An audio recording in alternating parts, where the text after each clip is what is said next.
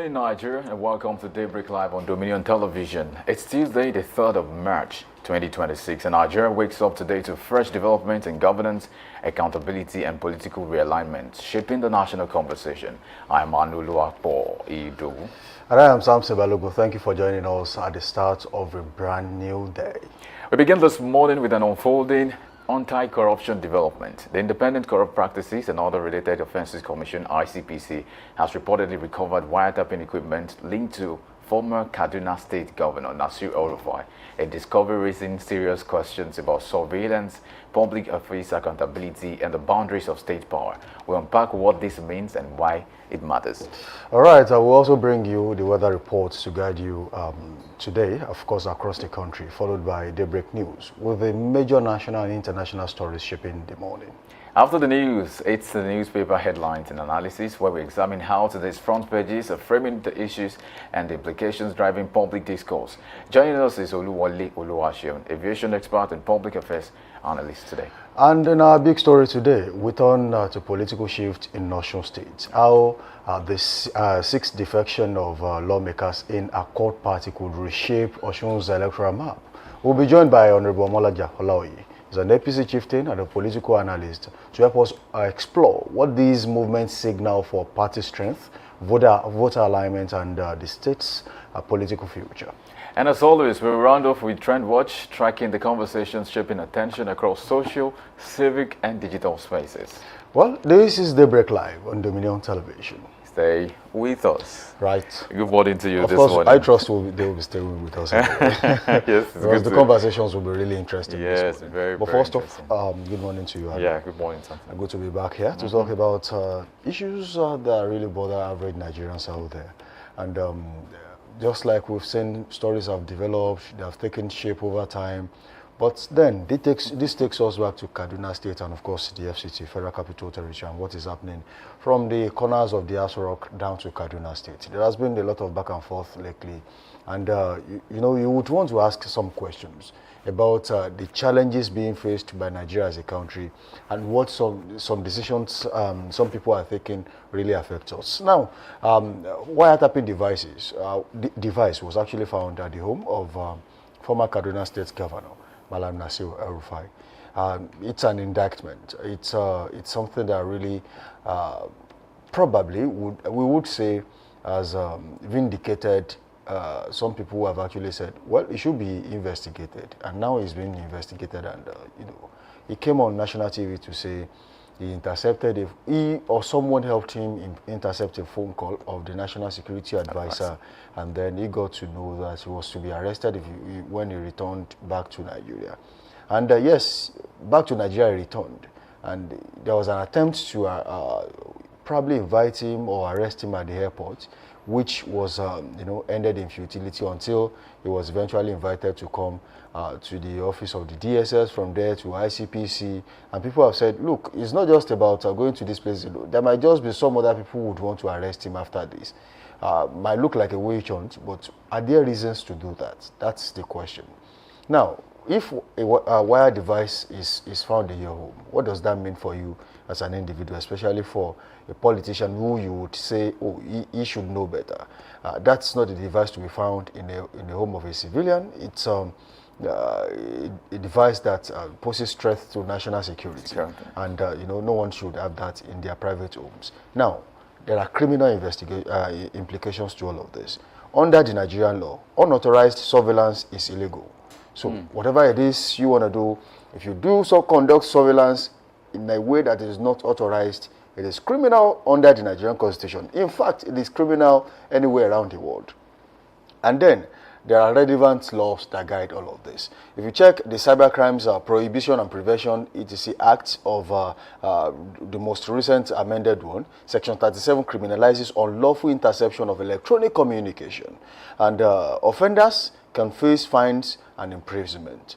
And the Constitution of the Federal Republic of Nigeria, Section 37, guarantees that the right to privacy of citizens, their homes, correspondence, telephone conversations, and telegraphic communication. So that has been provided for under the law. So if you intercept that unconstitutionally, then it's a crime.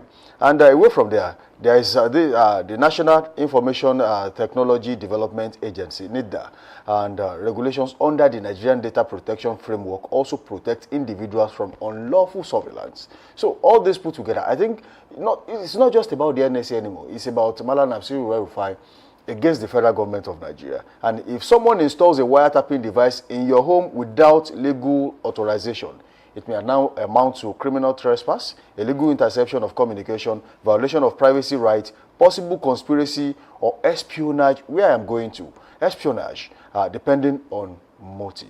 Now, the motive to intercept the call of a national security advisor, you know how big that is and how that can be termed by security agencies in the country, especially at the time where they are facing a lot of back and forth, and they are under fire from Nigerians who are thinking they are doing so little to curb insecurity in this country. So it might mean that if someone like that can do it, how about Boko Haram members and their leaders, if they have these devices? How about ISWAP, if they have these devices? It means that they can wiretap just easily and then tap the conversation of the NSA. We are not also exonerating them of the fact that they have weak defense system, if that is actually active in the country. If it can be so easy to tap the calls of an NSA, then Nigeria is in trouble, especially against terrorists, banditry. These people have sophisticated devices. There was a time, I think it was Olubunmi Tunji-Ojo, the Minister of the Interior, was talking about how difficult it is. People were complaining that, bandits were they were recording videos on live on TikTok, and then they were saying, how is it difficult for you to trace these people? And they said, some of these live videos that they make bounces off about 30 to 40 different internet masts. So it is difficult for you to actually pin it down to a particular location. So while you are tracing, by the time you are done tracing, you might end up in Kaduna or maybe Cameroon. And then you can't even say, oh, this is exactly where we can locate them. So it might be a little bit difficult. But if the security architecture in Nigeria is so weak that someone will plant a wiretapping device in his home and then get to tap conversations of people, especially the NSA, then it's a very big problem. So if security agencies are involved in any of this, in Nigeria, security agencies like Department of State Service, DSS, Nigerian police can conduct surveillance only with lawful authorization, usually via court order. There is probably there is a criminal being traced, and then they feel like, oh, we can get it through this person. You get a court order to wiretap this person. Until that is done, whatever evidence you gather from that person, if there is no court order, does not count in court. It doesn't count. I think that's also the part of conversation that Malam Nasiru El-Rufai and his family are seeing is from, like, even if it was true that he did everything he did, the unlawful breaking into his home, in its own words, is actually criminal too. If you say you want to check a criminal by committing a crime, you've done the same thing. You are trying to, adjudge a person for. But then, I think his family came out recently to say, especially Bello El-Rufai, his son, Mohammed Bello El-Rufai, and was responding to this. And I think the claim he was making was that this is more political than it is factual. He went on to discuss that, okay, if there was a thing as this, he's thinking, in fact, in his words, he's trying to educate the commission. He told them that someone decides not to speak over an issue that has not gotten to the right quarters in terms of court action is not culpable under any law. To say that Malam El-Rufai has not been able to give more because they're trying to ask him, what about this? How did you do this? And he's not responding. According to what we have, the ICPC has said is not yielding to investigation. Is not willing to divulge information and all of that. And they are almost disturbed, like, oh, I mean, you should speak up. We already have this in our custody. You should speak up. And then he has the right to stay silent until he gets to court. Yes, he does have that fundamental right. So I think that's one of the things these family people, or every one of them, are debating to say, he has a right to do that. He has a fundamental right. So you cannot. And also about his detention. The ICPC has come out to say also that his detention is lawful, that they're supposed to have like about 14 days to detain him, and then they said why they might, because I think the detention is supposed to lapse on Thursday, right? So if they might still have to have him in custody, that means there's something to maybe to also say that the investigation has not been yielding, and they still need to get to the root of the issue because they don't want to release him, because they mentioned that one of the people that are also in this case has traveled out. They mentioned the name of the guy, that he has traveled out of the country and they can't find him. So they seem to be hands tied. They are tied now because the only way they can get the right information is from El-Rufai, and he's not speaking. So how best can they do this? Now, in court is another issue that they will have to, because when they get to the court, they will have to maybe get witnesses to speak, but I'm not sure there are enough witnesses now, because now that we know that they said they found this, if family is coming out to say that they did not find, like they planted it, that this was not true, there's nothing like that in it. But again, I think I want to ask the question too, that why is Madam El-Rufai interested in tapping the National Security Advisor's telephone?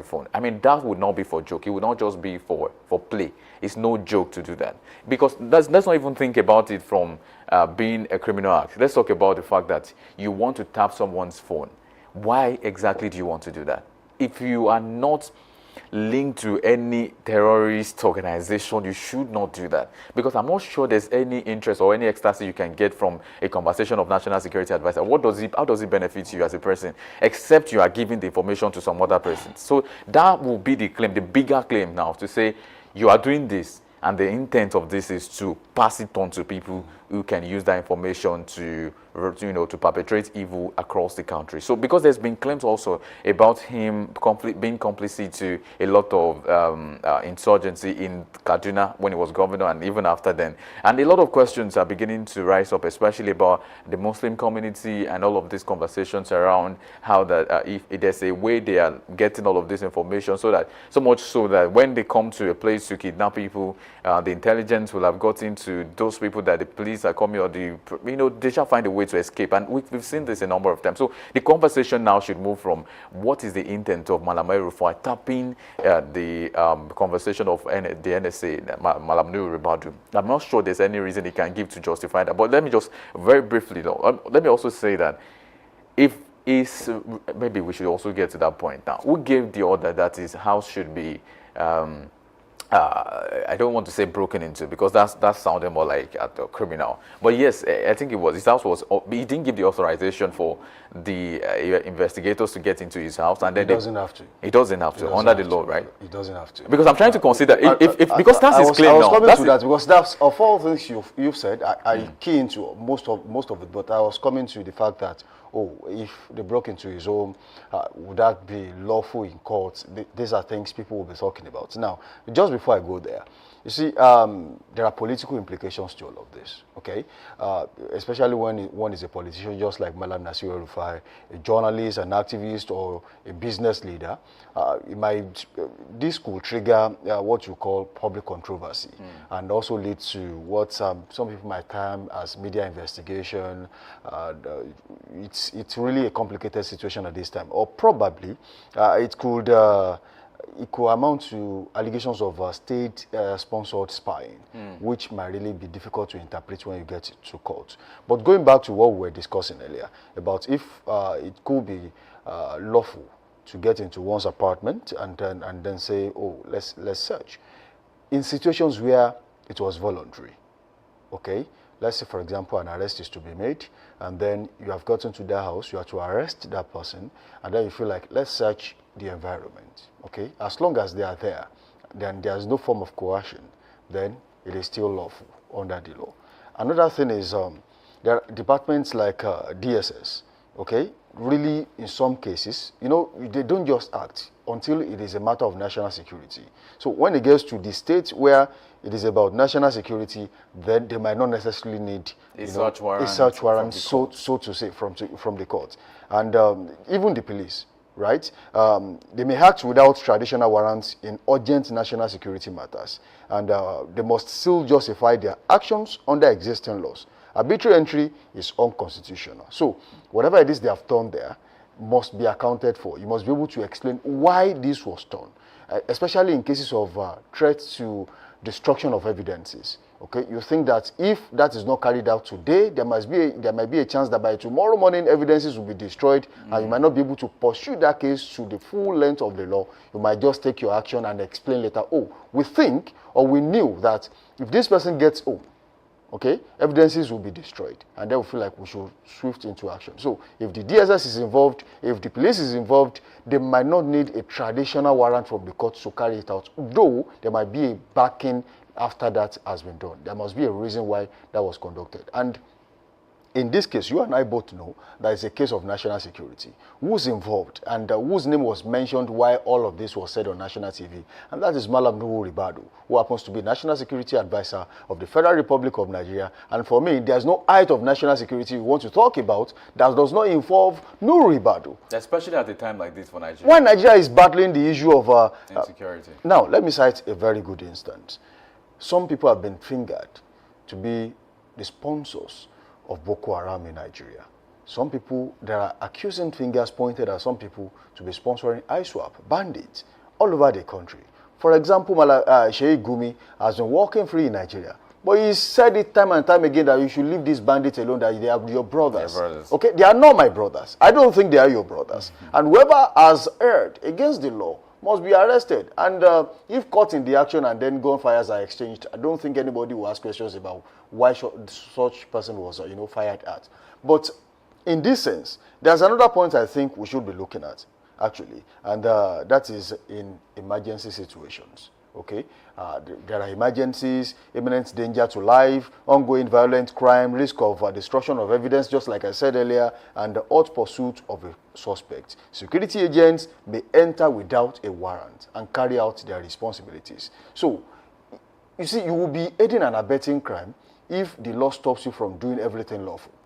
Okay, it is understood that when a criminal is to be arrested, you don't, you can just imagine you see an armed robber robbing right in front of your eyes and the police are there and you are saying you have to go to court and then get a warrant and then come back to arrest them. I mean, who does that? It is not done anywhere around the world. I think also in the Nigerian constitution, there's a provision that until the courts adjudges you to be a criminal, you are not termed a criminal yet. So for this case, we might as well make a case. I'm not holding brief for Malam El-Rufai, but I'm saying that you might want to say that it's not yet adjudged according to the court until proven in court. All these I've said, there are instances. Okay, I'm not even talking but even about the case of Malam, this is still a process. This is in the court.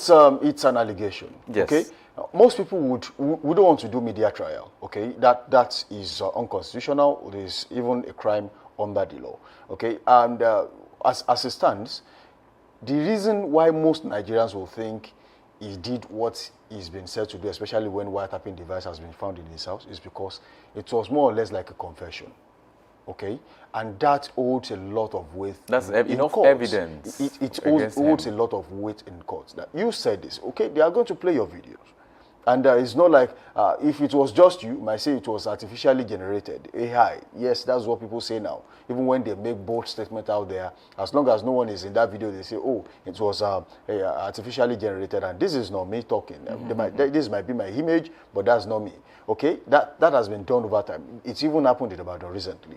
But away from there, okay, there were people in that studio who, there is no way they automatically become witnesses in all of this. There's no escaping it. In fact, there might be a reason why the DSS will send letters, especially the court might send letters to show where that was done and say, look, we need a copy of that. We need a copy of that particular video. And yes, we all know that every TV, radio station keep what we call off-air dub. Okay, after the show has been done, there's a copy kept somewhere for future references. You might just say, oh, President Tinubu was here so years ago, we'll be needing that video, and then it has to be accounted for. You have to provide it. So what I'm trying to say in essence is that we are not saying, nobody will really have that effrontery to say, oh, Malam Nasir El-Rufai is a criminal. It's not done. Until the court says this has been done, nobody can say that. Nobody should, actually. That should be the best way to put it. But as it stands, evidence is recovered. Personal conversion on TV, all points to that direction where people who don't really know too much will say, oh, he might be so.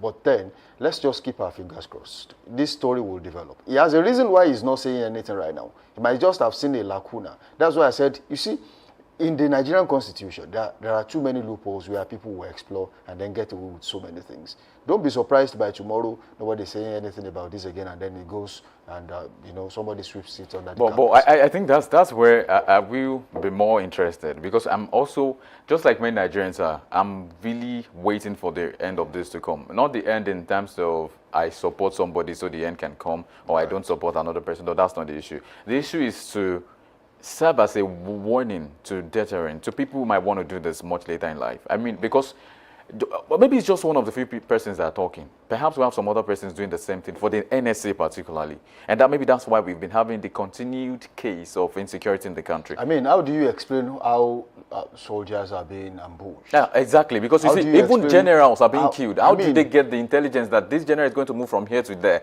and it's having just a few persons so we can attack? I mean, those things are raising a lot of questions. I remember his name. There was this general, I think that was early last year, who already escaped from these people, and his phone call was intercepted, and then he was eventually killed.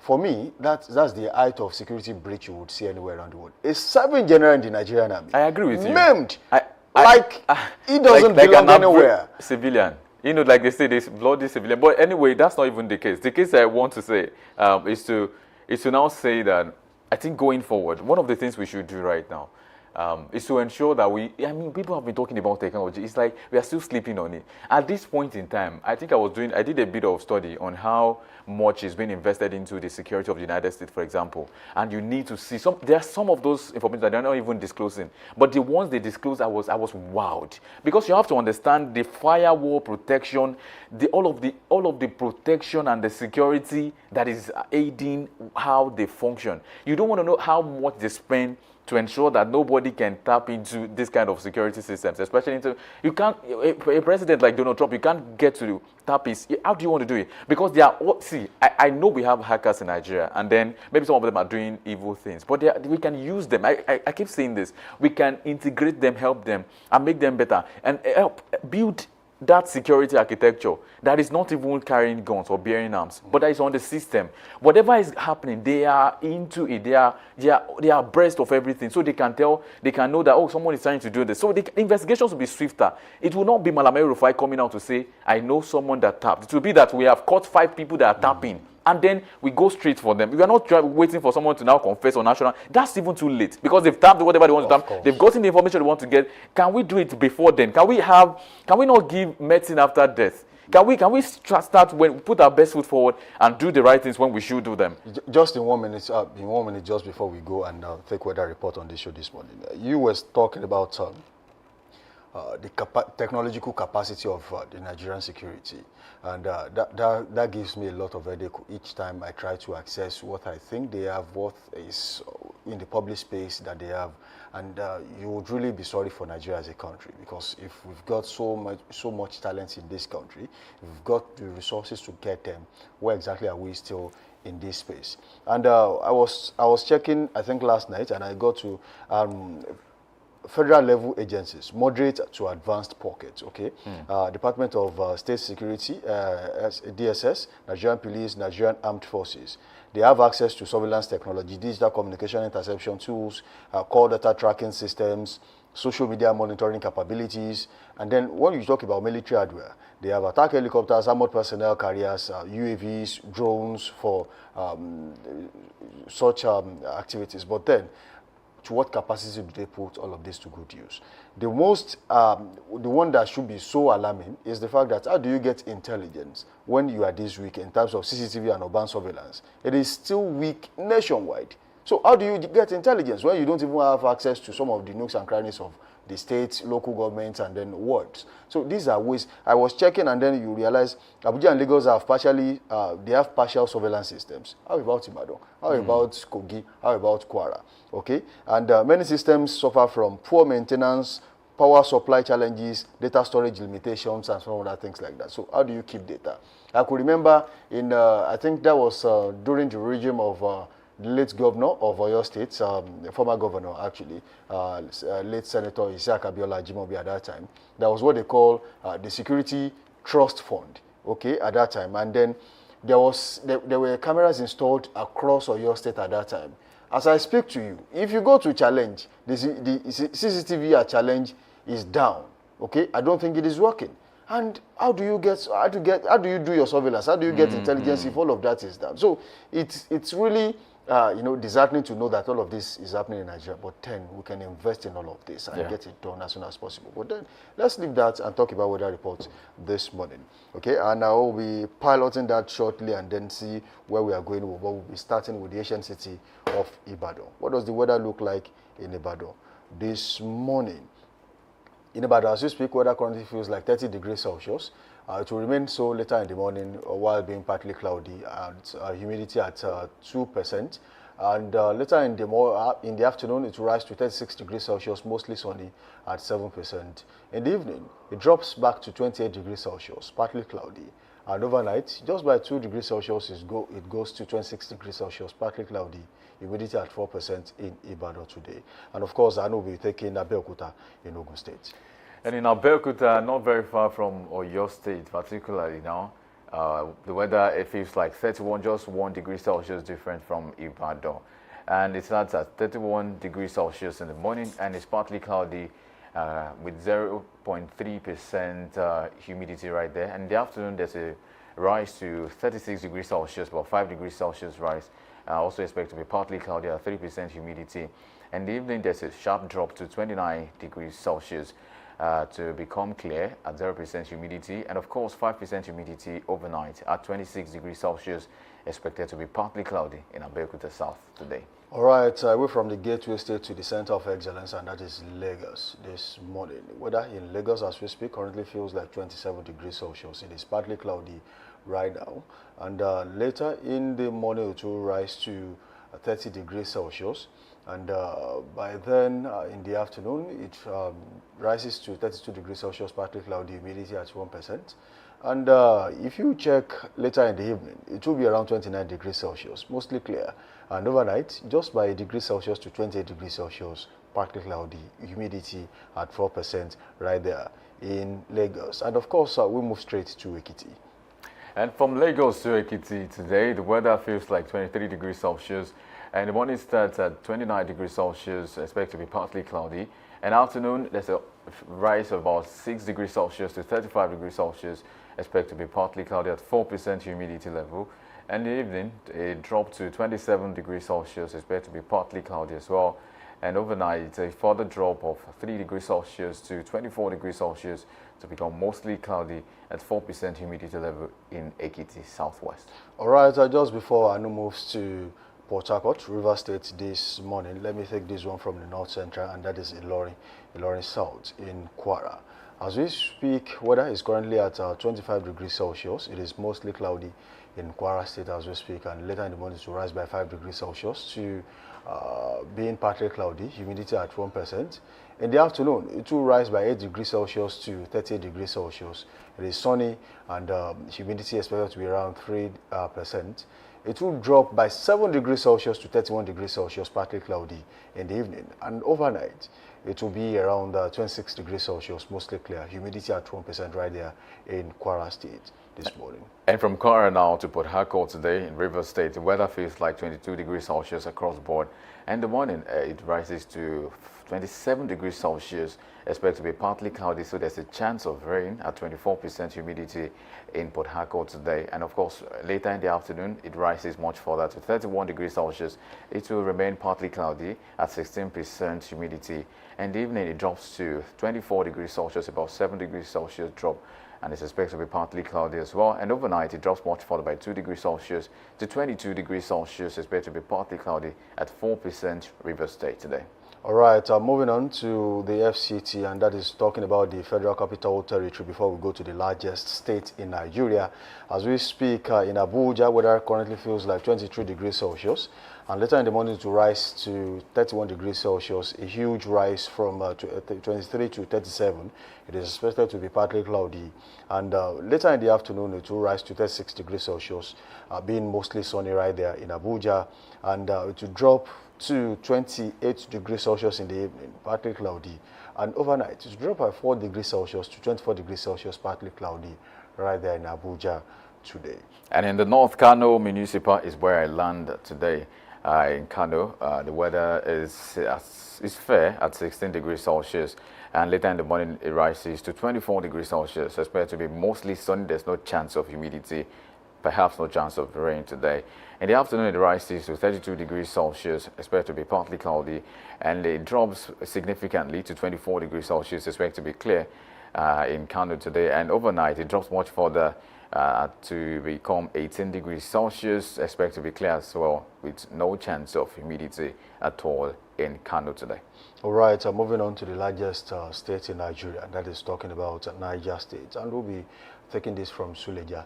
Weather in Suleja right now currently feels like 23 degrees Celsius, and later in the morning it will rise by 8 degrees Celsius to 31 degrees Celsius while being mostly sunny right there. It will be partly cloudy in the afternoon, but there will be a rise to 37 degrees Celsius, and overnight in the evening, okay, it drops to 28 degrees Celsius, remaining partly cloudy, and also by overnight it drops to 24 degrees Celsius, also partly cloudy right there in Suleja, Niger State today. And in Maiduguri, Borno State, it's quite different from what we have in Suleja, because the weather is going to be very sunny across the board today at 17 degrees Celsius averagely. And the morning it's at 27 degrees Celsius, expected to be partly cloudy. And the afternoon, a sharp rise as well to 34 degrees Celsius, or about 7 degrees Celsius rise to 34 to become partly cloudy at 0% humidity. And in the evening, a significant drop as well to 25 degrees Celsius to become clear. And overnight, it drops much further to 19 degrees Celsius, expected to be partly cloudy at 0% chance of humidity and maybe 0% chance of rain today.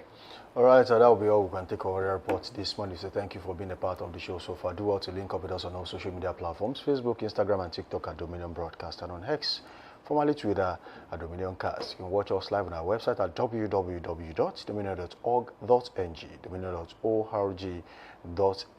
You can also subscribe to our YouTube channel and watch us live at Dominion Broadcast. Do same for our Facebook page at Dominion Broadcast Television. All right, let's go on a short break. When we return, we'll take the news.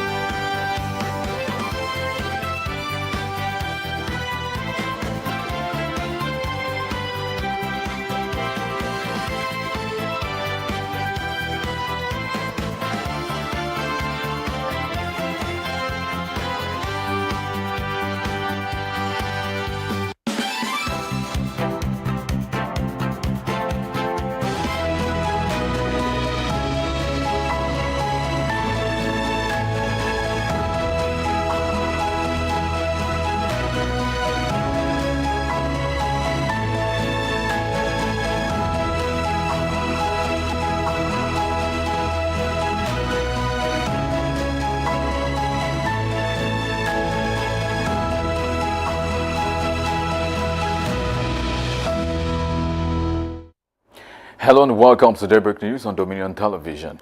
My name is Anoluakpo Idowu.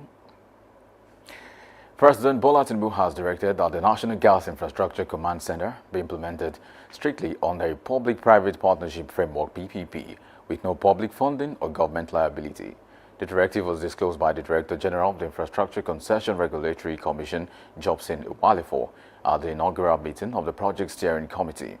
He said the Gas Command Center, designed for real-time monitoring of Nigeria's gas infrastructure, must be fully funded by private investors and comply with established PPP procedures. The Commission stressed that fiscal discipline, value for money, and regulatory compliance will guide the project's implementation. The federal government has approved 4 billion naira each for 12 universities of engineering and technology to upgrade workshops and procure modern equipment. Minister of Education Tunji Alausa announced this at the inauguration of the Third Fund Special High Impact Intervention Project Committee in Abuja. Beneficiaries include Federal University of Technology, Minna, Federal University of Technology, Akure, Federal University of Technology, Owerri, and the Nigerian Army University, BU, among others. The intervention, implemented through Third Fund, aims to strengthen practical training and align engineering education with industry needs. The Joint Admissions and Matriculation Board, JAM, has commenced the sale of forms for the 2026 Direct Entry Program. JAM says registration began March 2nd and will close April 25th, 2026. The board noted that the purchase of e-pins and application document is restricted to its accredited state and zonal offices nationwide. Direct entry allows candidates with qualifications such as National Diploma, NCE, IJMB, or A-level certificate to gain admission into 200 level without sitting for the UTME. The exercise follows the close of the 2026 UTME registration on February 28th. And in Oyo State government has warned residents against indiscriminate waste disposal and illegal construction on waterways as it begins a major cleanup of Theophilus Akinyele Way in Ibadan. Commissioner for Environment Ademola Aderito flagged off a 10-day sanitation exercise along the 12.5-kilometer stretch in Kuala, cautioning against dumping refuse and drainages, bush burning, and erecting structures on waterways. He said enforcement has begun with some illegal structures already sealed. The exercise, sponsored by the family of former Oyo SSG Theophilus Akinyele, will include the silting drainages and clearing accumulated waste. Security agencies, including the Nigeria Police Force and the Nigeria Security and Civil Defense Corps, have been integrated into the state's whistleblower platform to track and prosecute offenders. And in business, the federal government has begun implementing Executive Order 9 of 2026, mandating the direct remittance of oil revenues to the Federation Account Allocation Committee, FAC. Minister of Finance Wale Edun said the move follows the directive by President Bola Tinubu to ensure petroleum revenues are managed in line with the constitutional provisions. Under the order, the Nigerian National Petroleum Company Limited will immediately stop deducting 30% management fees and 30% frontier exploration funds from profit oil and gas under production sharing contract. Remittances of gas flare penalties into the midstream and downstream gas infrastructure fund have also been suspended. The government said the transition will respect existing contracts while maintaining investor confidence. And finally, in sports, former Super Eagles captain Ahmed Musa has ruled out a return to Europe. Musa was recently linked with Kazakhstani club FC Kaysar, but sources say he is focused on reviving the fortunes of Kano Pillars. The forward currently serves as player and general manager of the club, which is battling relegation in the Nigerian Premier Football League. Musa last featured in Europe for Turkey's side, Sivasspor. And that's about it on Daybreak News. You can visit our website on www.dominion.org.ng to watch us live and interact with us. You can also follow us across our social media platforms on Facebook, Instagram, TikTok, YouTube, and LinkedIn at Dominion Broadcast, and X at Dominion Cast. And that's Daybreak News. I am Anoluakpo Idowu. Thank you for watching.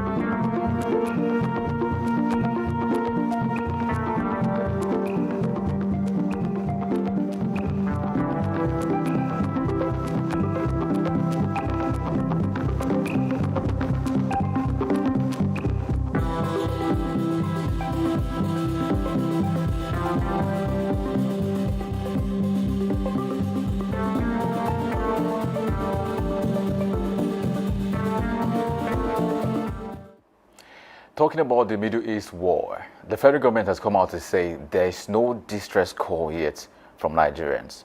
But is there another distress call, especially talking oil prices? Because there's been speculations that with the war ongoing, especially in Iran, Israel, and maybe the US as well, there's a chance that the prices will skyrocket. Meanwhile, another newspaper has it this way: crude oil price hits roof. Aftermath of United States, Iran, Israel war. That's exactly one of the conversations we're having right on this segment of newspaper headlines and analysis this morning. We'll get into the print, we'll get our notices into as many as we can this morning. So many stories making the rounds across the newspapers this morning. Of interest is one of the 4 stories I'll pick this morning, and that's on Vanguard newspaper this morning. The headline reads, "No distress calls yet from Nigerians in Iran." That's what the federal government is saying this morning. That's about the Middle East war, that we have not heard anything yet. Of course, we've seen cases where the Chinese government came out to say, yes, there's an issue because some of their members or citizens were killed during the war as well, while we've seen South African President Ramaphosa as well making a claim to say, you know what, we don't need this at this point, because of course it's going to affect everybody. Whatever goes into, like I say, it's a system, right? Whatever happens to A happens to B. Whatever happens to the head happens to the body, right? So it's a collective and concerted unit of systems working together. So we have to say, perhaps we say that we expect that war would subside and peace can reign across the world. Meanwhile, other stories still on the Vanguard newspaper reads, Dangote refinery increases petrol price to 874 per litre. That's the story on page 16 of Vanguard newspaper this morning. Benin attack is also on the print. It's making the bold caption saying, how DSS nabbed suspect over threats to Peter Obi. Meanwhile, federal government begins implementation of Executive Order 9 on oil gas revenues, and that's one of the stories we've just taken previously. Meanwhile, governors back Tinubu on direct oil revenue remittance to Federation account. That's also about the Executive 9 order on oil and gas exploration. That's about that on that story. Meanwhile, we'll flip to the Daily Sun newspaper this morning. Daily Sun has something about business and commerce this morning. It's talking crude oil price hits roof. That's the aftermath of the US-Iran war, as you can see right on the front page. Something of interest to many Nigerians now. Sit at home Soludo reopens Unkwo and Nnewi short Ihiala market. That's also something to be happy about, especially talking about that region as we have it also developing. PDP not holding congresses. That's coming from Turaki as well. National Police Council ratifies DC's appointment as acting IG. Meanwhile, hoodlums invade into community, set ablaze oil firms' equipment. That's another story to check out this morning. One dead, 12 rescued from sank Nigerian tugboats in South Africa. Unfortunately, this morning we have so many stories to go around, but we have to get into the conversation with Oluwole Olusham this morning, joining us this morning. Good to have you in the studio. Good morning to you. Good morning. Thanks for having me. I think when I raised the conversation of the aftermath of the United States war with Iran, with Israel, I think it caught your interest because I saw your nod. So I was going to start with that story because a lot of people are asking, so what's the implication for every other state, every other country in the continent of Africa, and perhaps the global scene? How does this reflect on the people? But there are different angles. Some people have said, Khamenei is somebody that's not a good person. Others have said, you know what, he's doing good. And there's been a lot of controversies, even in the country, where some people are protesting against him, while some people are protesting that he was killed. We've seen a lot of this. But this is also maybe the bigger implication for the Nigerian state now is what we should be concerned about. There's a speculation that the prices of oil will skyrocket. How do you think this will play out? Now, thanks for taking me there. You said I was nodding when you were actually talking about the Iran. Perhaps you have somebody in Iran. No, I don't. But seriously,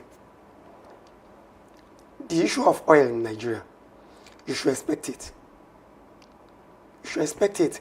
And yesterday I was trying to tell some people that, this war is just a matter of ideology. Asking me, going by my own thinking or ideologies or knowledge, Iran has not done much to warrant such an attack. Because what Trump was actually telling us is that weapon of mass destruction, we are talking about nuclear weapons and other stuff.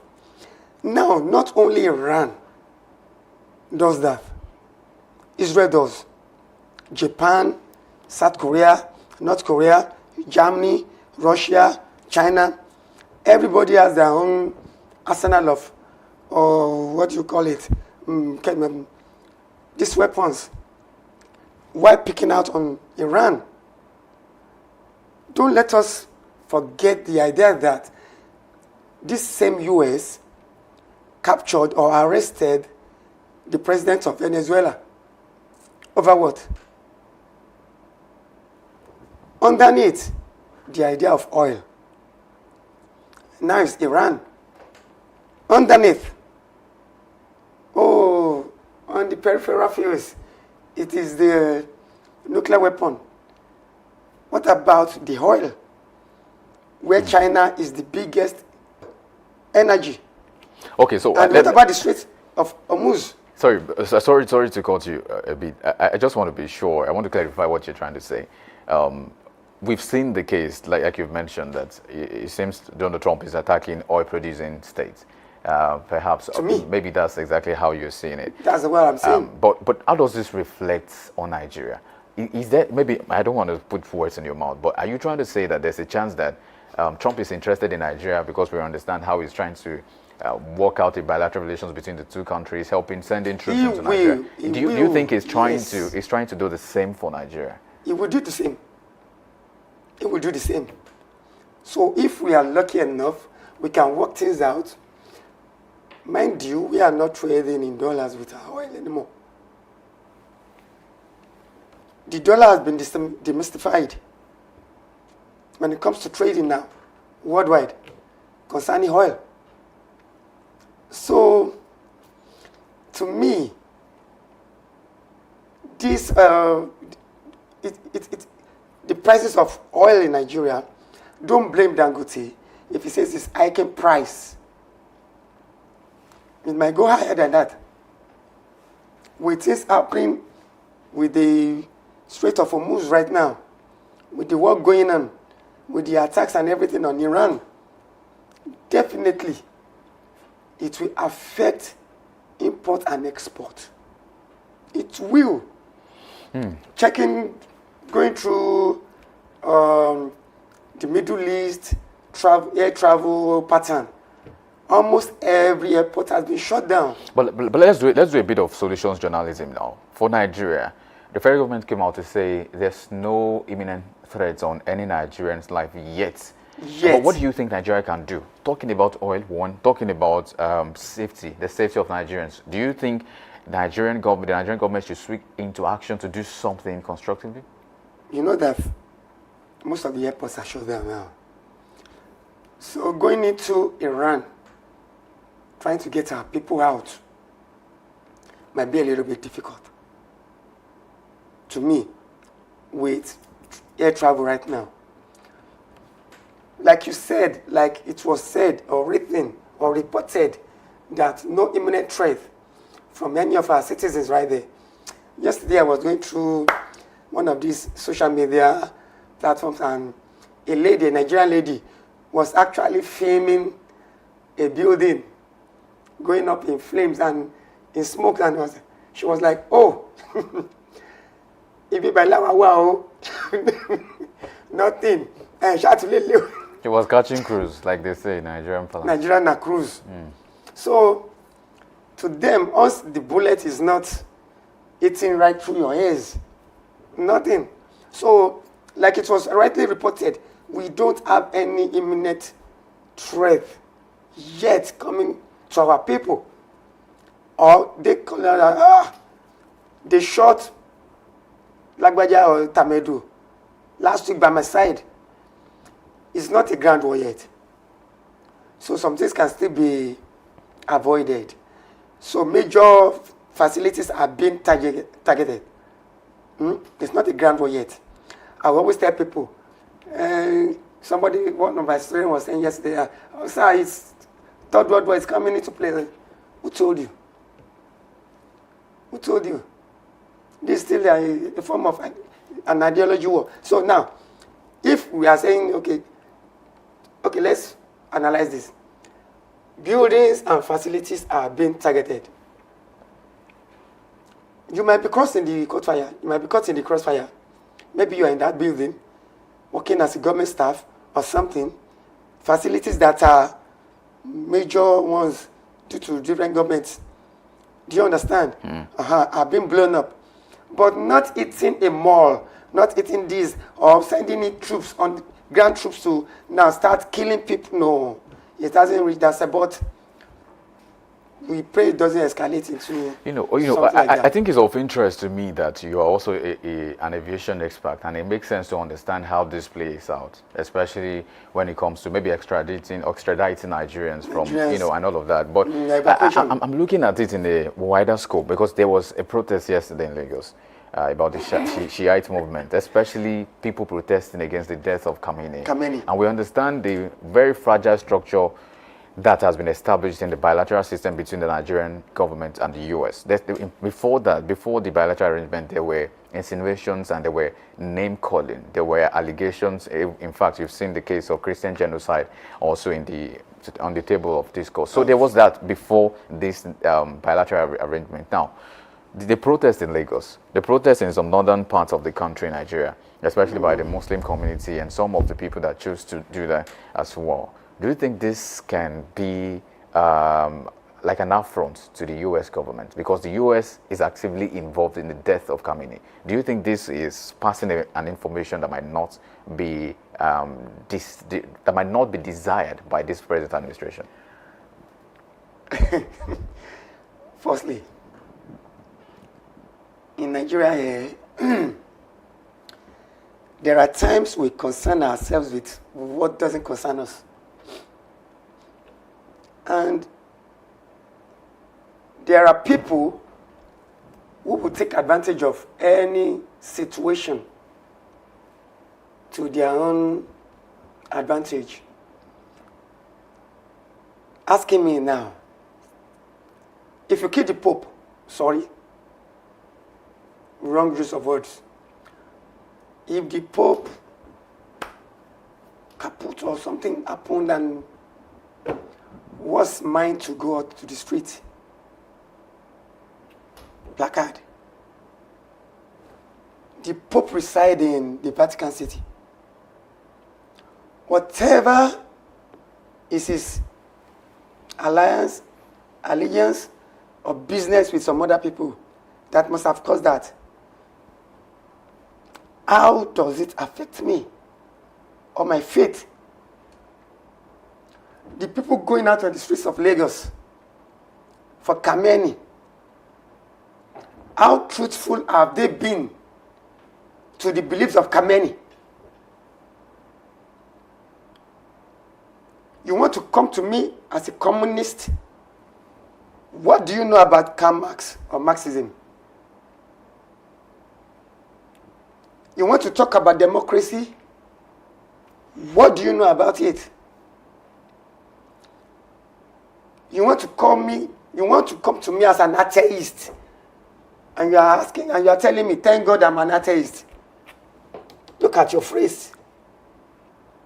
What has God got to do in your statement? Then you don't know what you are doing. Do you get it? So you think the protest is just a jamboree, or at best a charade? It's not. I can't even use the word charade. Useless. All right, we have to spread our tentacles very quickly for want of time. ICPC has listed again documents and devices seized from El-Rufai's Abuja home. This conversation is on the table. Many persons have divided opinions as well. Some are saying it was an unlawful breaking in, but we've actually talked about this in a lot of ways. But I just want to get your views on this. What do you make of all of this issue? How do you think it's unlawful breaking in to acquire evidence? Here in Nigeria, we use a lot of terminologies and words to suit us. But sorry. Yesterday too, maybe I would explain why I'm saying this. Yesterday, Bello Muhammad the son son of El-Rufai, El-Rufai, came out yeah. to say that his father's detention is unlawful as well. There are a lot of claims about, when they said they got some of the things they got, his wife came out to say that was not true, that she can't tell where they got whatever they said they got, so that she's not sure. So there's a plan that, there's an allegation that maybe this could be political. But I just want to get your comprehensive thoughts on this. It's just unfortunate that we are heading towards the political timetable or whatever. That's why we are trying to politicize what has happened. You don't come out and tell the government that you've actually bugged their security agency or the state security system. agent and other stuff. You don't do that. In Russia, the KGB will kill you. They'll snuff you out.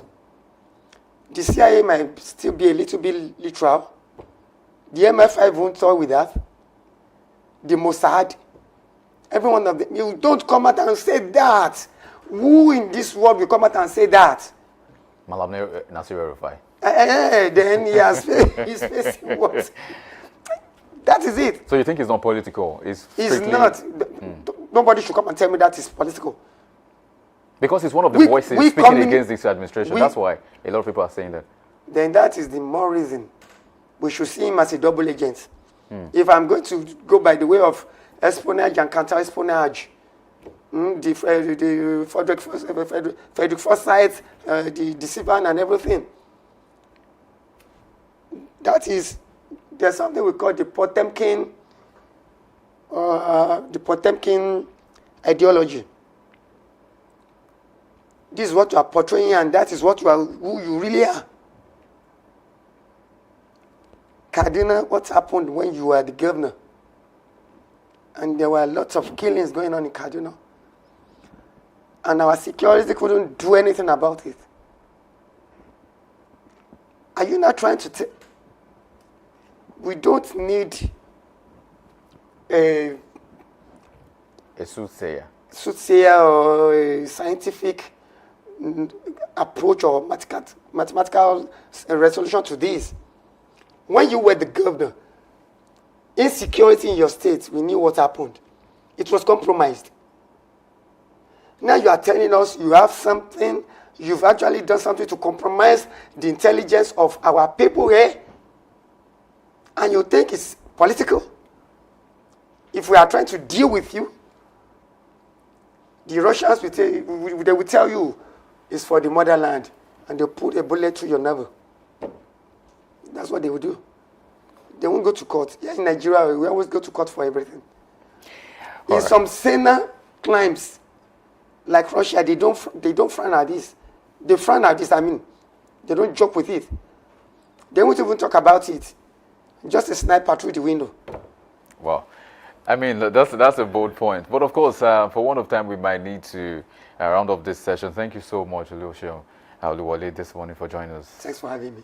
And of course, we now switch focus to the big story and the big conversation with Samson Balogun. But that will be shortly after this break. Stay with us.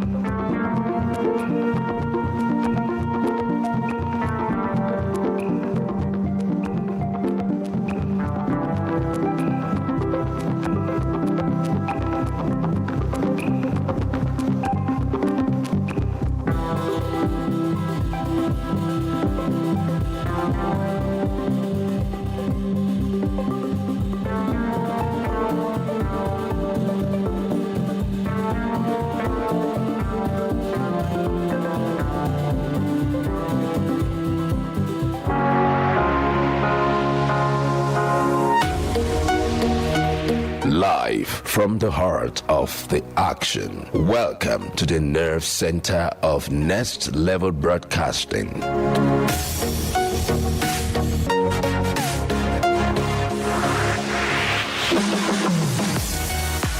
This This is the OB van, where the studio meets the street. Equipped with cutting-edge cameras, crystal clear audio, real-time switching, and broadcast control, we don't just capture moments, we deliver the experience live.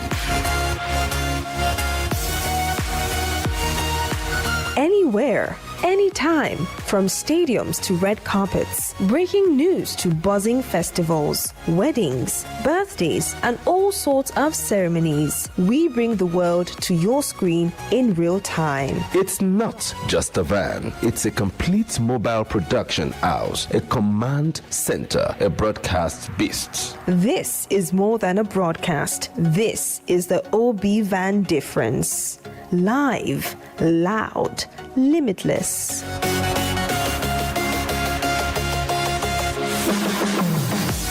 Ready to go live? Like never before. Book the OB van today and take your event to the world. One powerful broadcast at a time. To book, call 0705 506 1061 or 0916 101 1061. Email marketing@dominion.org.ng or visit our socials on Instagram @Dominion Broadcast. Dominion Broadcast, your channel of choice.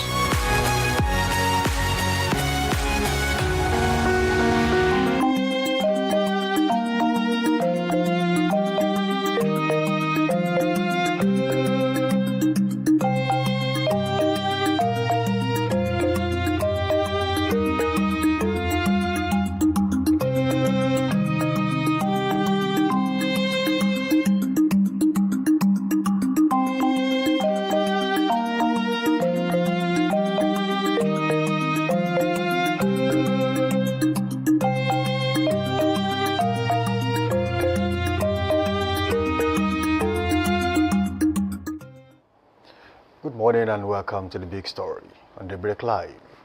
And this is Dominion Television.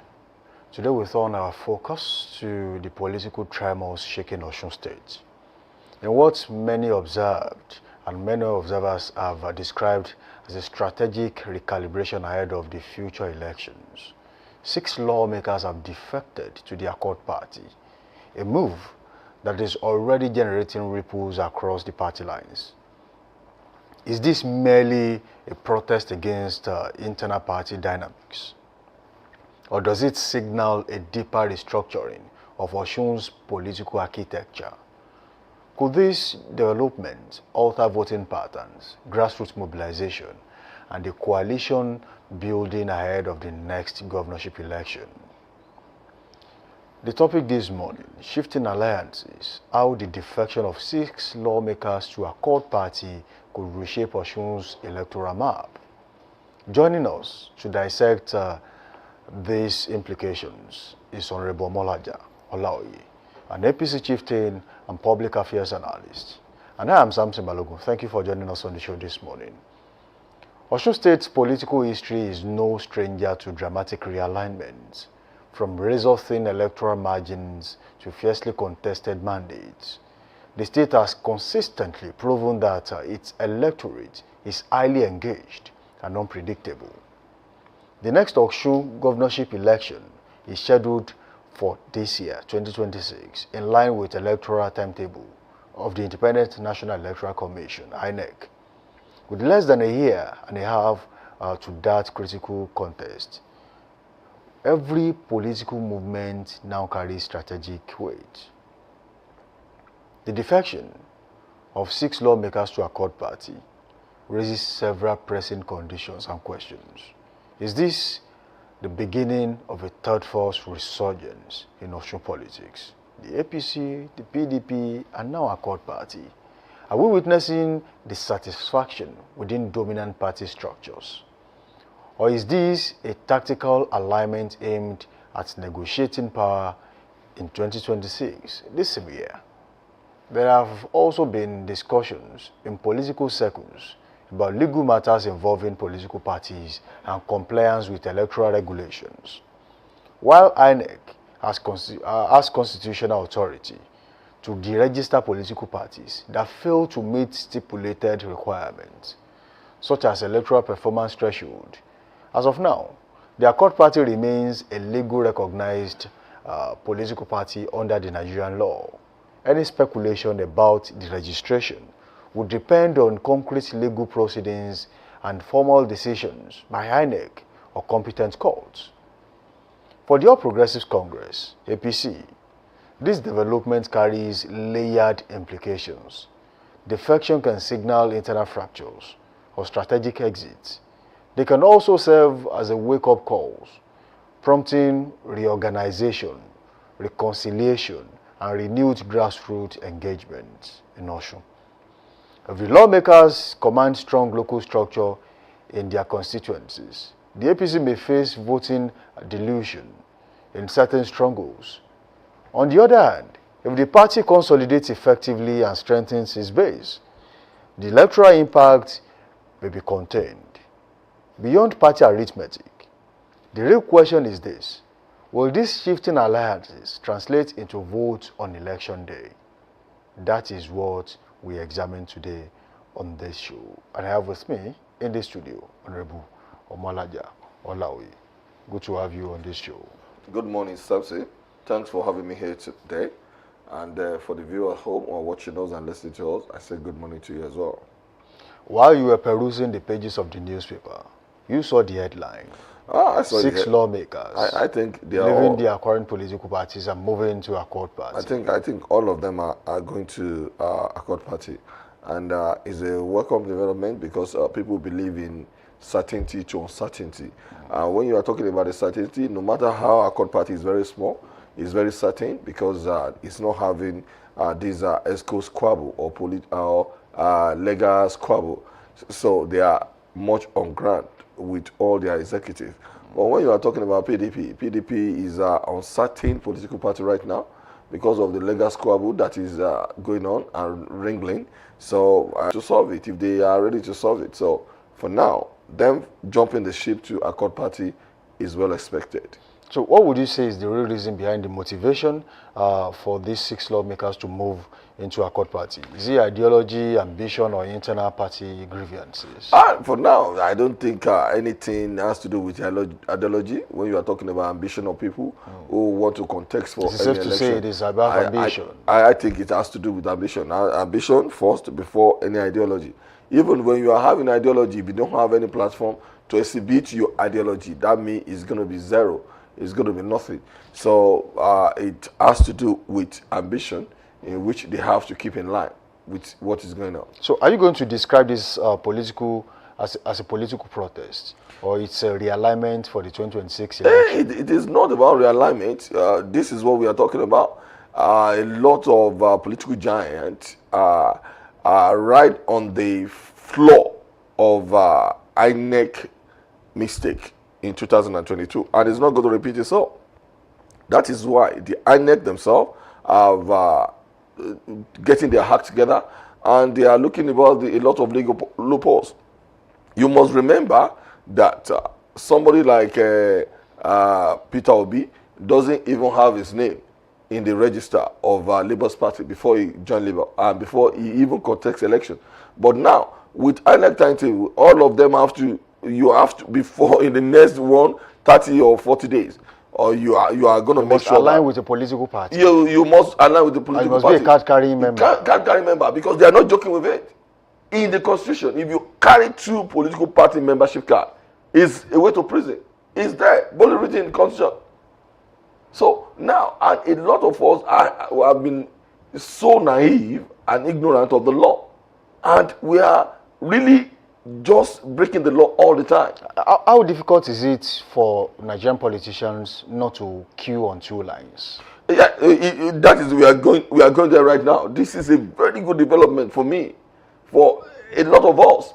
Is either when you are in a political party, if you find yourself you don't have any alternative, you rather keep aloof. You might not even vote for, but for you to jump to any political party, it is not going to happen again. You must be able to be on ground and have your feet on ground, so you are not going to be laboring with different political party all the time. So with this, is a good development, and it is going to be disadvantage for those opposition who has been clamoring for only transmission of election result. transmission of election result, the INEC Elsman, Anquita said it, that even they are having problem in one of the political, what's it called, ward in Kuje, that they cannot be able to get in touch with all those who are on ground, INEC staff. They were calling them, they are calling or are not going, that they have to receive the same result of the election the next day. You are talking about how far is Abuja that is not going to be covered by all the network. That for you to know that for the our legislature to have said, to have given that clause on the transmission of election, that wherever there is no network, they can be able to use from easy O8 or whatever. Abukuto also said that it's not just about internet reception anymore.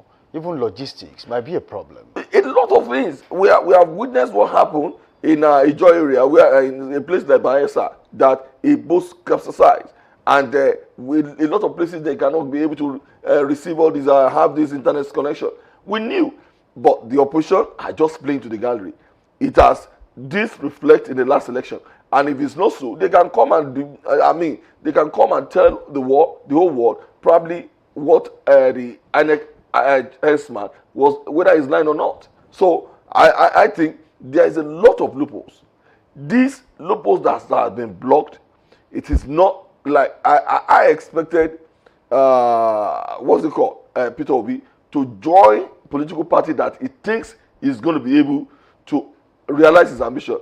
Instead of him, I don't think ADC is for him. Now let's go back to Osun State. Yes. And let's talk about the movement from their political parties, PDP in some cases, to Accord Party. As it stands, how strong are these legislators? Are they imminent threat to the chances of the APC winning an election in Osun? They are threat, no doubt about it, and that is what should be expected. And in the any APC political is currently jittery. They are jittery. They just want to be because of INEC timetable. Who has stipulated that you must register, computerized registration of membership, So by the time they do this, the election is not going to be this year. The election is next year.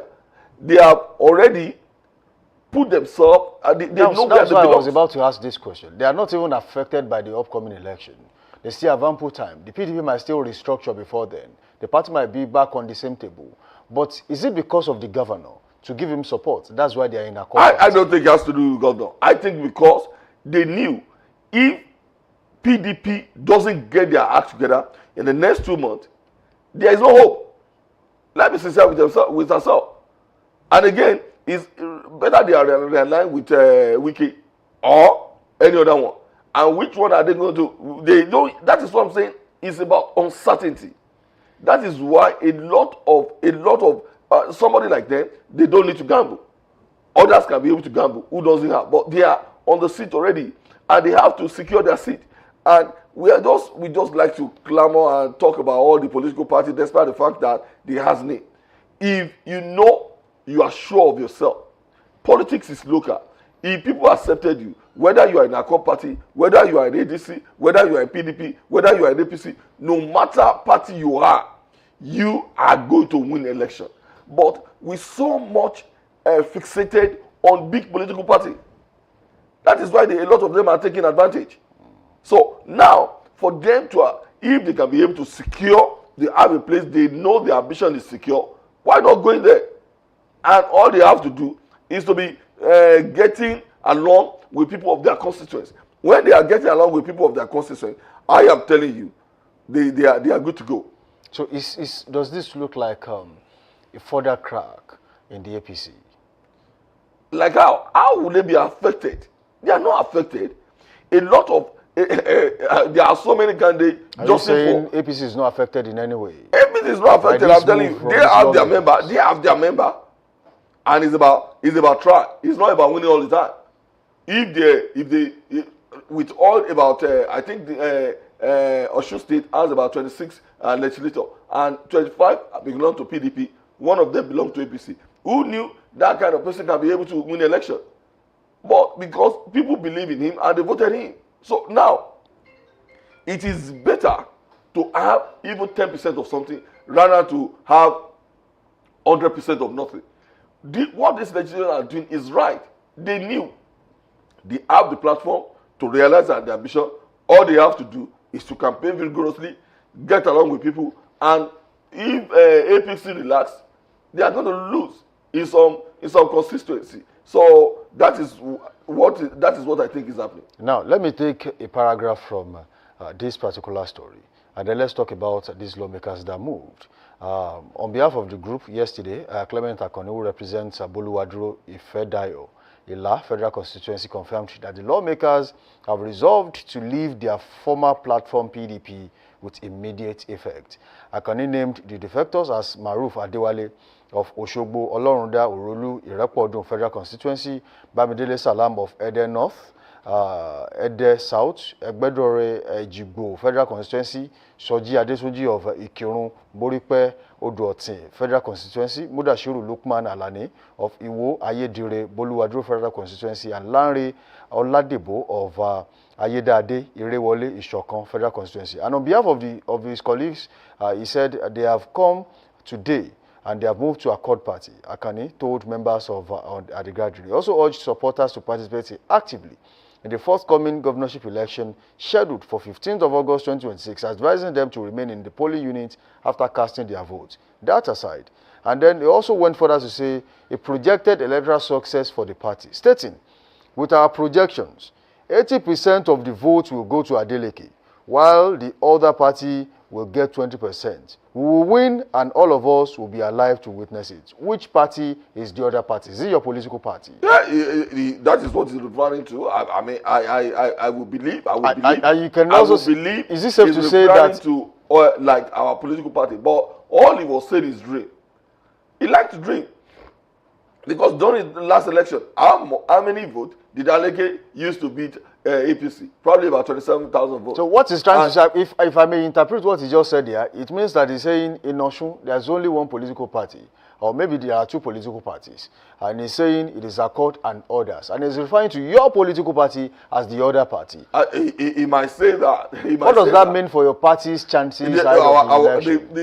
The chances of our party is so great because I'm telling you sincerely, Osun is progressive to the core.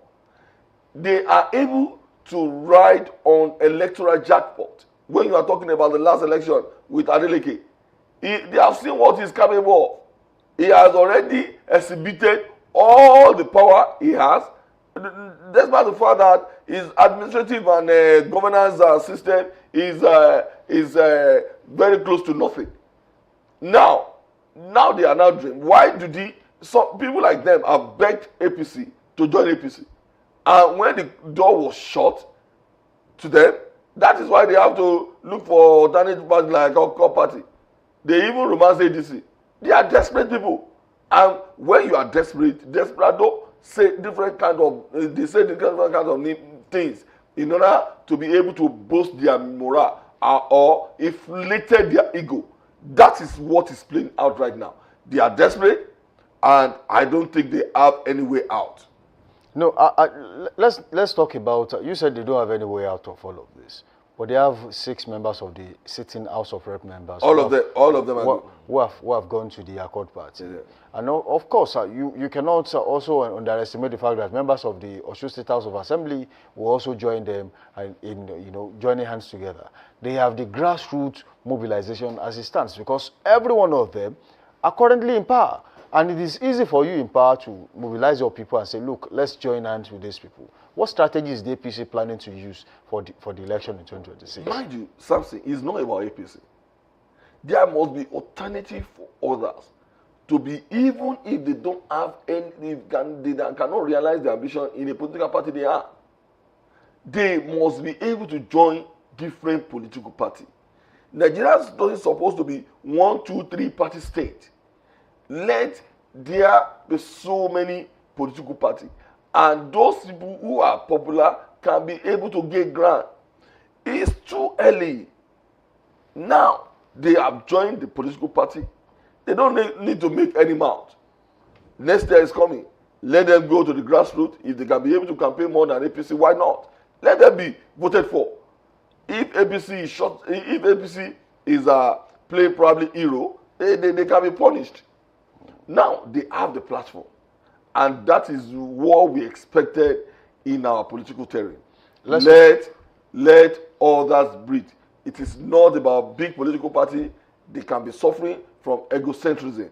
Now that we have Accord Party, ADC, and so many other parties, Nigeria are going to benefit with multi-party system. Okay, let's talk about the top 5 candidates in the gubernatorial election set to happen later in the year in Osun State. And I'll be starting with the sitting governor of Osun State, that is Governor Ademola Adeleke. And his background and public life, Adeleke is the current governor of Osun State, first election 2022. He previously served as senator representing Osun West from 2017 to 2019, 2 years in the chamber. He is a businessman and a philanthropist with deep family political roots. That as an emphasis in Osun State. Also, a political move after leaving the People's Democratic Party in the late 2025 amid internal party crisis. Adeleke joined the Accord Party, meaning he is the flag bearer as recognized by INEC for the Accord Party. Moving on, let's talk about Muniru Bola Oyebamiji of the All Progressives Congress, APC. He's a professional, by his professional background, Oyebamiji is an economist and public administrator. He served 2 terms in Osun State Commissioner for Finance and was later appointed Managing Director of the National Inland Waterways Authority, NEWA. He resigned to pursue his governorship ambition in compliance with electoral laws in Nigeria. And his party position is the APC's officially recognized governorship candidate after the party's internal selection process and has picked a running mate with legislative experience.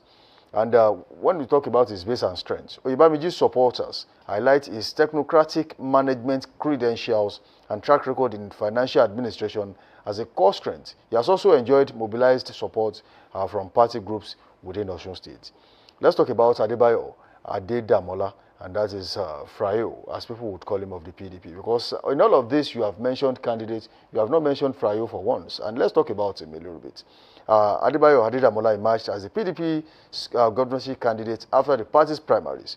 He won a significant majority of the delegates' vote in that internal process.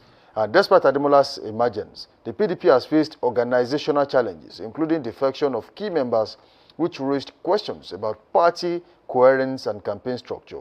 Some reports suggest that the PDP's official candidate list submitted to the Independent National Electoral Commission (INEC) might be incomplete or contested due to internal dispute, though PDP's nomination is still recognized by INEC as it stands.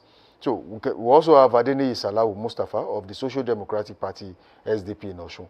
And Mustafa has been mentioned in media and party announcement circles as an SDP candidate. Like many smaller parties candidates, his profile emphasizes grassroots engagement and alternative political positioning. Now, in juxtaposition of what their profiles look like, when it comes to support, Adeleke has political roots in Osun State, judging by the antecedents of the Adeleke family, which obviously will be one of the determining factors in how people, what the voting pattern will look like in Osun. And you can say, yes, Bolo Oyebamiji has also been there. He was commissioner 2 times in Osun, and definitely one would expect that he will gain support, especially among the political elite. But comparing that, grassroots development is also very, very important, and the support from grassroots, that you cannot take away from the election. So would you say your candidate has prepared for all of this too when it comes to the forthcoming election, Osun? When you are talking about grassroots, and when you are talking about somebody who is so traditional, you are talking about Oyebanji, because in his life he has never been a 2 passport carrying member. Nigerian. He's bona fide Nigeria. He lives in Nigeria. He does that make a difference? You also have people in your party that also have 2 passports. I am just saying, if we are not comparing me with any other party member here. We are talking about Adeleke's, we are talking about Osun governorship candidate. Do you also have 2 passports? No, I don't. I have one. And now I'm telling you. Or you used to have 2? Oh, this is what I'm telling you. I am telling you. Because you used to live in the UK. We are talking about, we are not talking about me right now. So the question is straight, yes or no? Not me. You used to have 2 passports. If I have, that means I need to be disqualified. Unless, if I'm here, if I'm there by birth, and my parents are Nigeria, Constitution is very explicit. These are the things we need to go into. These are the things we have to use and exploit. Because if we want our democracy to stand, why do we need to do this? Americans have been saying probably they don't want dual citizens or probably Britain. With time, people who are coming from abroad, who have lived all their life, who have renounced Nigeria, will be disqualified. This is what we need. We need people who live here, who remain with us, who live with us, who do everything with us, to be the one that is going to be beneficiary of being elected as state, federal, or any other position. You know, why do we have to be living on lies? When you talk about nationality and people who carry two passports, I know you are pointing that finger to the sitting governor of Osun State, Ademola Adeleke. But then let me ask you this very quickly. When you get nominated, and of course you get these based on honorary citizenship, I want to put it that way. So does it have any weight against there is no honorary citizenship? It might be like somebody like Wale or any other person can anybody that's been given honorary citizenship doesn't live abroad. They don't. I am telling you. Now, do you know what goes with being nationalized oneself? It does with renunciation. You have to renounce the your country of birth, which shows you are not loyal, which shows you are disloyal. And it's boldly written in Constitution. I wonder why our elite are so blinded that they cannot be using these. There was a time I discussed on the radio. I was saying to people that our Constitution is well guided and fortified. Everything are inside it. So we refuse not to exploit it. So if that is the case, whose fault? Ademola Adeleke is a sitting governor of Osun State. I think other candidates are gullible. They should have exploited that. Which includes some of your candidates. No doubt about it. Former governor Boyega too. As small as I am, I've known this for more than 20 years. I'm telling you. I've known it because I read Constitution like a book. I'm telling you. And that is when Saraki was the governor. They never used against him. But by the time he was selected or elected as Senate President, they started throwing stone. He was a British born. Now, because we knew as a Nigerian, he has the spirit as a Nigerian. He uses that, which is well expected. But according to the Constitution, they would have used that against Badenoch, the head of conservative right now. But because he was born in Britain and he came to live in Nigeria, that is why they cannot use it against us. So all this needs to be exploited. Being with people is very, very essential. Let's talk about Oyo State. Our governor was born and bred in Oyo State, but he never lived his life here after secondary school. He went somewhere and he lived there all his life. He was a businessman. When he made money, he came to Oyo State to run for politics. Do you think what he's doing right now is people-oriented or policy? It's not. Some people will argue that with you. I am members of the PDP will argue that with you. Compare him to somebody like Adelabu Adebayo, who invested every kobo, every shilling he has in Ibadan. Some will say that still doesn't make him the better candidate. I am not saying he's a better candidate. I'm just talking about make him the best candidate. I'm talking about being loyal, being patriotic, which is essential things, and it is a recipe for good development. And of course, even if we are from Oyo State and you invest in Lagos, you are still a Nigerian. I'm not saying I'm just saying about patriotism. That you invested in Ibadan doesn't make you the best candidate. And loyalty. I am talking about patriotism and loyalty. If your loyalty shifts somewhere, that is where you are going to be investing your money in. How about investing in where you know that the kind of business you want to do will thrive? It is different. That is the same thing. You are not loyal. So your patriotism should affect your business. What makes Britain to be great? What makes United States of America to be great is because those people who are born and bred there are loyal and patriotic enough to be able to love their country and just did everything they want. You see, this conversation is a conversation for another day. But No problem. let's go back to Osun State. As it stands, if you look at the current trajectory in Osun State right now, do you foresee a 3-horse race, or there might likely be an emergence of a third force? There's not going to be any tough force. A place like Osun State is not like Oyo State or Ibadan. And for now, a lot of people have been jarring up. I think with INEC timetable, thanks to INEC, people are now going to be prepared. We are going to have fourth political party in Oyo State. But in a place like Osun State, which is so small, I think it is going to be 2 race like Accord and APC. So what are the chances of ADC and PDP in Osun? ADC, yes, ADC. As it stands, INEC still recognizes the candidate of the PDP. Yes, let them recognize him. And of course, it's going to the polls. So are you ruling him out? Are you saying he's an underdog in the election? If he's going to be able to muzzle, to be able to get the fund that is necessary to be able to muzzle the next election. And this is what we are talking about. A lot of flaws is what our politicians are using. Why do somebody has to bring money for election in which the members can be able to be contributors? APC uses that chance to be able to be disqualifying a lot of candidates, which is wrong. They use that to disqualify a lot of candidates against Oyebanji, that membership contribution. As an APC member, I've not been able to contribute anything because they didn't give that platform. Even if it's going to be 1,000, see the way it's run in a place like United States or the United Kingdom. The member contribute. And because you are talking about population of about 5 million. Imagine out of the 5 million people in our state, 2 million registered for APC, 3 million registered for PDP, and they can be able to contribute to 2,000. You can see how far it's going to go. And that is how a lot of our elected officers is going to be committed on the state and people. They are not going to be kleptomania the way they are doing now. A lot of our elected officers are kleptomanic. So let's talk about what the APC would need to do going to the election. How do you think they can respond strategically to prevent vote fragmentation? No. The APC is not scared of that. We need vote fragmentation. At the end of the day, it's arithmetic. Some will have 4, some will have 10, some will have 3.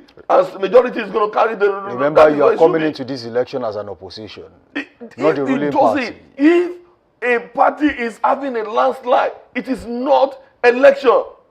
It will not make them to be serious. Let it be tight. Let it be a tight race. So they will know that they are going to do much better. So you are projecting and foreseeing a keenly contested election. It is going to be keenly contested, no doubt about that. Just like the last one. No doubt about that. But someone is going to emerge. I know APC is going to emerge.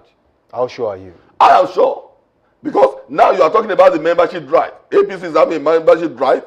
Our PDP or Accord Party are not. They are not even ready for it. I don't know whether they are going to cook some books up. But they have the March and April 26 to be able to cook anything they want to cook. If they don't do that, I'm telling you, a lot of them are going to be registered, or their candidate is not going to be acceptable. So now, someone wants to know about this. Hypothetically, a court case or INEC decision affects a court party.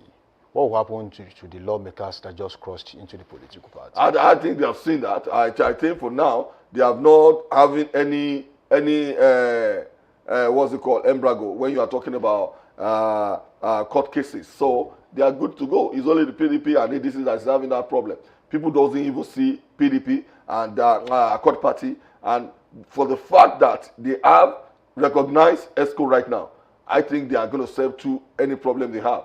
If they don't, at least if they don't, if they have any squabble after April 26, when the voters' membership has been registered, I don't think they can have any other problem. But for now, they see that the coast is clear when you are talking about a court party, and they jump into it. Let's see what is. So lastly, before we go, what lessons should be learned from past Osun elections to avoid missteps going to the 2026 gubernatorial election in Osun?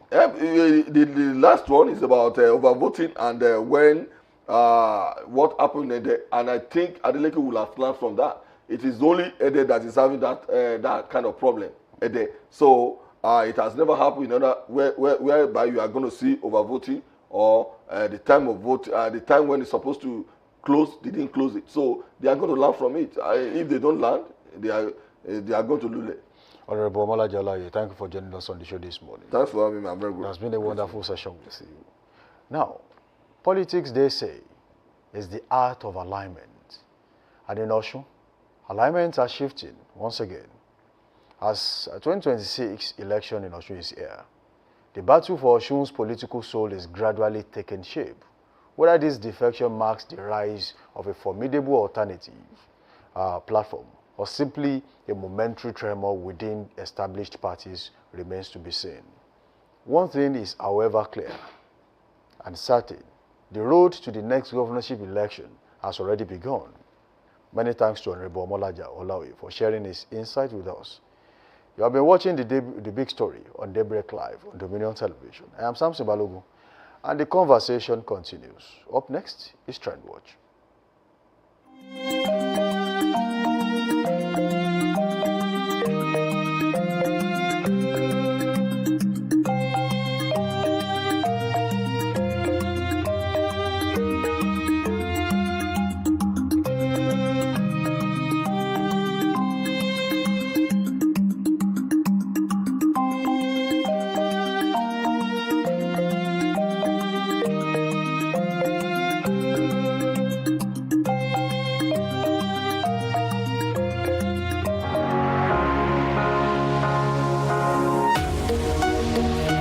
Live from the heart of the action. Welcome to the nerve center of Next Level Broadcasting.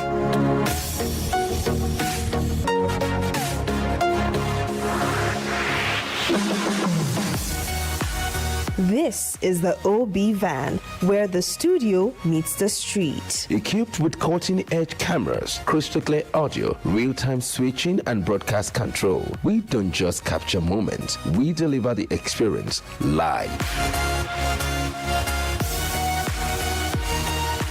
Anywhere, anytime, from stadiums to red carpets, breaking news to buzzing festivals, weddings, birthdays, and all sorts of ceremonies. We bring the world to your screen in real time. It's not just a van, it's a complete mobile production house, a command center, a broadcast beast. This is more than a broadcast. This is the OB van difference. Live, loud, limitless.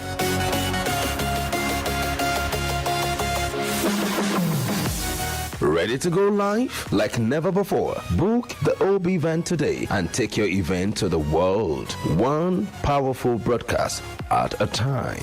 To book, call 0705 506 1061 or 0916 101 1061. Email marketing@dominion.org.ng or visit our socials on Instagram @Dominion Broadcast. Dominion Broadcast, your channel of choice.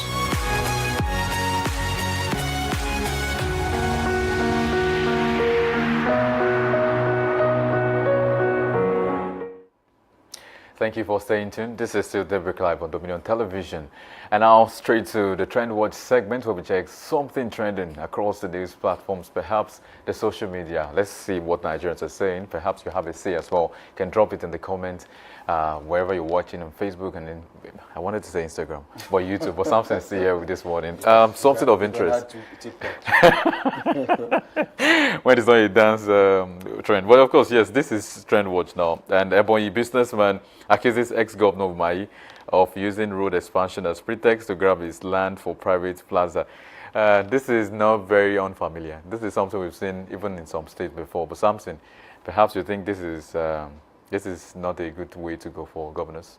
Well, you know, governors in Nigeria have usually had reasons to demolish properties and in the name of expansion of roads, which is good. It's you know, it comes with development.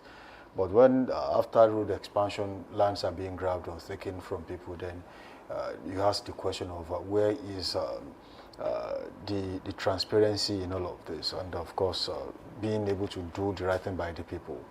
And it's quite unfortunate that the Minister of Works, who some people are saying, yes, is a working Minister of Works, actually, is in this mess. However, I want to link this back to something I saw on social media a few days ago about a woman who accused Dave Umahi of not paying her. I think that's about 300 million. 250 million, yes. Because it wasn't quite clear. At the point she mentioned 250, at the point she mentioned 300. So we were not really be clear about what the price is. But then she came out and said something about the fact that Dave Umahi has failed to pick her phone calls for some time now. And there were sexual advances, and then she turned him down, and then that was how all the supplies she made, she could not get her money back. But people have asked questions on that particular one. What did you supply?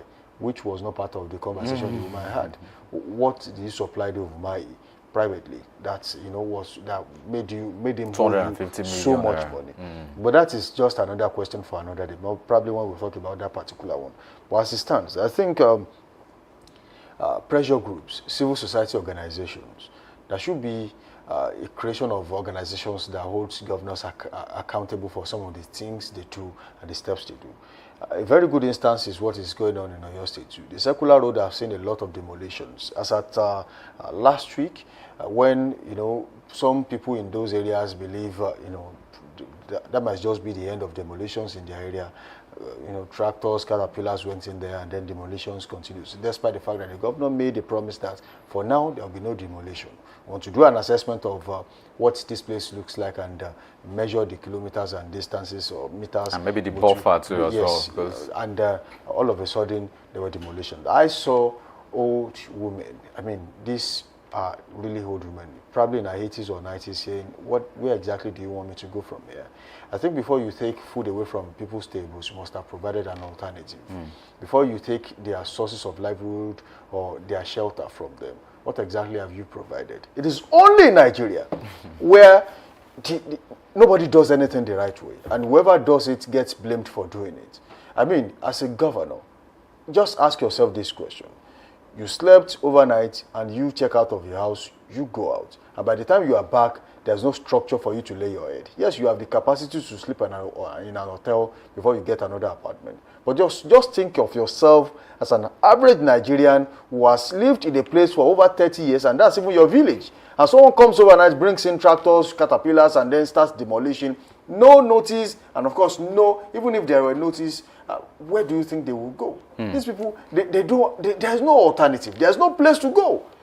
Yes, we can say for some who have not built anything on that land, it is still understandable that, yes, probably you get another piece of land somewhere else, and then there will be a journey replacement, continues. and then the journey continues. But how about people who have lived their lives there? I mean, I was seeing a video of a man who said that was where he was born, that was where he raised his children, and that's where he works. So you have demolished. I mean, it's just as good as, let's say, you destroyed him totally. So I think they should be held accountable for what they do. Yeah. The Circular Road is not an avenue for you to destroy lives.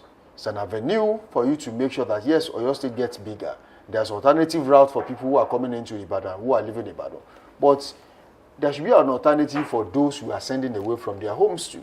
I think that's a provision that is mostly not looked at when it comes to this kind of things. But, I beg to say, the issue of Makoko is still a conversation ongoing. Well, I know Makoko, and a lot of times we'll ask, in fact, there was a time, I'll tell you a very quick story. There was a time the governor said he was going to demolish a particular building, and then he did a part of the demolition.